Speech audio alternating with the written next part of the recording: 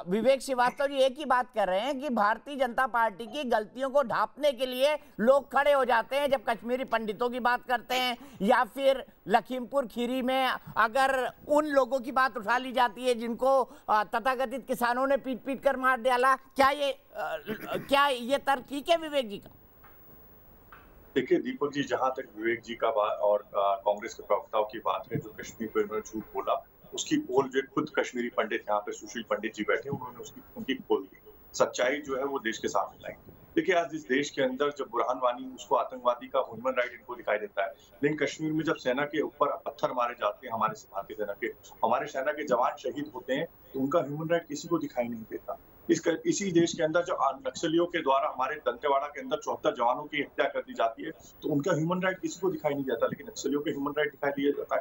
जब कश्मीर के अंदर 1990 के अंदर हिंदुओं को नरसंहार किया जाता है, हिंदुओं का 1984 के अंदर दिल्ली के अंदर सिखों का नरसंहार किया जाता है, 2002 के अंदर गोधरा के अंदर ट्रेन के अंदर हिंदुओं का जिंदा जला दिया जाता है, उनका ह्यूमन राइट किसी को दिखाई नहीं देता। वो मानव नहीं है, क्योंकि सिलेक्टिव ह्यूमन राइट है। लेकिन सिख वर्सेस हिंदू की प्रॉब्लम फिर से क्रिएट करना चाहते हैं। भारतीय जनता पार्टी है कि सिख वर्सेस हिंदू हो। आप चाहते हैं कि सिखों और हिंदुओं में अलगाववाद बढ़े। रोहित ह्यूमन राइट का सम्मान रोहित कंक्लूड करिए, मुझे रोहन गुप्ता जी के पास जाना है। विवेक भाई उनके ह्यूमन राइट का सवाल सम्मान कर लीजिए ना थोड़ा सा। चाहते हैं दीपक जी, मैं एक तथ्य आपके सामने रखना चाहूंगा कि सिखों और हिंदुओं में अलगाववाद हो, ये बीजेपी की साजिश है। मैं सुशील जी आ रहा हूं, चाहती है कि सिखों हिंदुओं में अलगाववाद हो। दीपक जी मैं बोलूं? हाँ कंक्लूड करिए रोहित।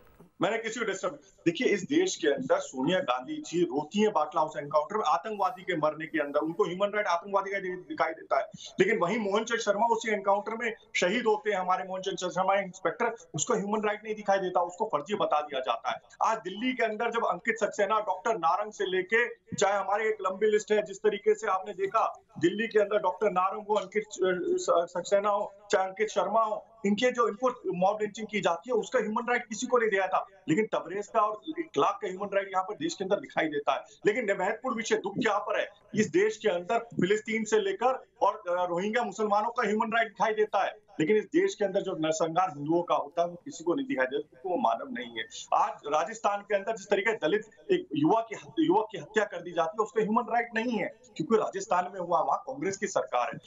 ये किस तरीके से, ये लोकतंत्र के लिए खतरा है। आज कोई भी ह्यूमन राइट हो, चाहे वो हिंदू हो चाहे मुसलमान हो, सबका ह्यूमन राइट है और उसकी बात करनी चाहिए। सेलेक्टिव ह्यूमन राइट की बात करने वाले आज कश्मीर के अंदर जब एक वहां पर जब हत्या कर दी जाती है, सुरेंद्र कौर जी हो, चाहे सेलेक्टिव ह्यूमन राइट कुछ नहीं है। माखनलाल बिंदु आज आप चाहते हैं किसानों का आंदोलन कमजोर हो, इसलिए सिखों और हिंदुओं में रोहित रुक जाइए, रोहन गुप्ता जी को लाना जरूरी है, उन्होंने एक शब्द भी नहीं बोला अभी तक। रोहन जी मैं आपसे जानना चाहता हूँ, क्या Congress party selective human right अपनाती है? और दूसरा आरोप आप पर यह है कि जो लोग नक्सलियों के ह्यूमन राइट की बात करते थे, आतंकवादियों के ह्यूमन राइट की बात करते थे जेएनयू में, और जिनके लिए बड़ी बड़ी संगोष्ठी करते थे, आज वैसे लोग आपकी पार्टी में।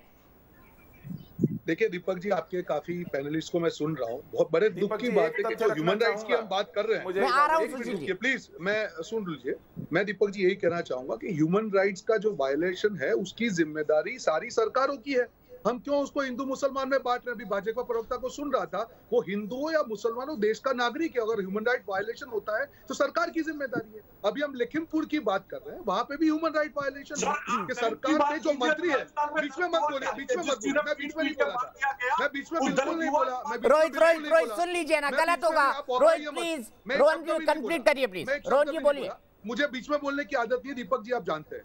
मुख्य मुद्दा है कि आप जब बात कर रहे हैं, मैं लखीमपुर खीरी की बात कर रहा हूँ, ह्यूमन राइट वायलेशन तो एक हुआ है, पर भाजपा के सरकार के मंत्री के लड़के की जिम्मेदारी होने के बावजूद भी अगर एक्शन नहीं लिया जाता है, उनसे आप क्या अपेक्षा रखेंगे? यहाँ पे हम डिफेंड नहीं कर रहे हैं, जो हर बार ये लोग हिंदू मुसलमान करके अपनी विफलताओं छिपाने का प्रयास करते हैं दीपक जी, पूरे देश के सामने एक्सपोज हो गए। जम्मू कश्मीर में जिस दिन हिंदू मरे थे, उस दिन सिख भी मरे थे, उस दिन मुसलमान भी मरे थे। जब हिंदू की अंतिम यात्रा निकल रही थी, मुसलमान भाई बहन वहां पे रो रहे थे, और ये लोग यहाँ पे हिंदू मुसलमान की राजनीति कर रहे हैं। रोहित चहल हनुमानगढ़ राजस्थान का विजुअल दिखा रहे हैं, जो दलित भाई मारा गया उसका विजुअल दिखा रहे हैं रोहन जी। वहाँ पे हमने एक्शन लिया, और मुझे बताइए, मैं रोहित चहल से पूछना चाहूंगा, सुन लीजिए एक मिनट, मुझे एक नेता का नाम बताइए रोहित, दीपक जी, कि भाजपा का एक भी नेता उनके परिवार को मिलने गया हो। मैं चैलेंज मारता हूँ, रोहित चहल बताइए, आप एक नेता का नाम बताइए।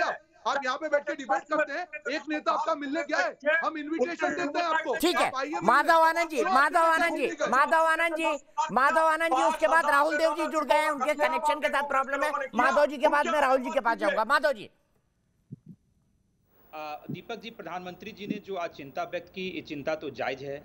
जो कांग्रेस के लोग कर रहे हैं, हिंदू मुसलमान तो कांग्रेस के लोग करने का काम करते हैं। एनडीए की सरकार के लिए समाज के सभी वर्ग एक जैसे हैं। जहां मुसलमान की बात करें, ट्रिपल तलाक को किसने लाया, किस कानून के तहत आया है, किसी केंद्र की सरकार ने लाने का काम किया है? तो क्या वह मानवाधिकार का उल्लंघन नहीं हो रहा था? जो मुस्लिम महिलाओं के साथ अत्याचार हो रहा था?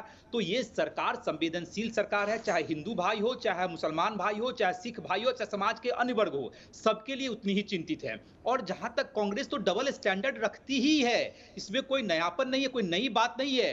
वो हर घटना का विवेचन अपने अकॉर्डिंग करने का काम करती है। आज जम्मू कश्मीर में लगातार सिख और हिंदू भाइयों को टारगेट किया जा रहा है, एक के बाद एक घटनाएं हो रही हैं, उनकी हत्या हो रही है, लेकिन कांग्रेस के किसी एक नेता का आप बता दीजिए, ट्वीट के माध्यम से या सोशल मीडिया के माध्यम से या बाइट के माध्यम से उन्होंने चिंता व्यक्त की? उनको कोई चिंता नहीं है। यूपी की चिंता इसलिए है क्योंकि वहां चुनाव होने हैं, चुनाव जीतने की कोशिश कर रहे हैं वो लोग। बीजेपी के भी काफी कार्यकर्ता वहां मरे, लेकिन उनका उससे कोई मतलब नहीं है। तो ये कांग्रेस की डबल स्टैंडर्ड है। ये जो भारतवर्ष की जनता इस चीज को जानती है। और दीपक जी, मैं एक बात कहना चाहता हूं, चाहे कितना भी कांग्रेस हिंदू मुसलमान कर ले, न हिंदू भाई कांग्रेस के साथ है, न मुस्लिम भाई कांग्रेस के साथ है, न क्रिश्चियन भाई हैं, न सिख भाई हैं।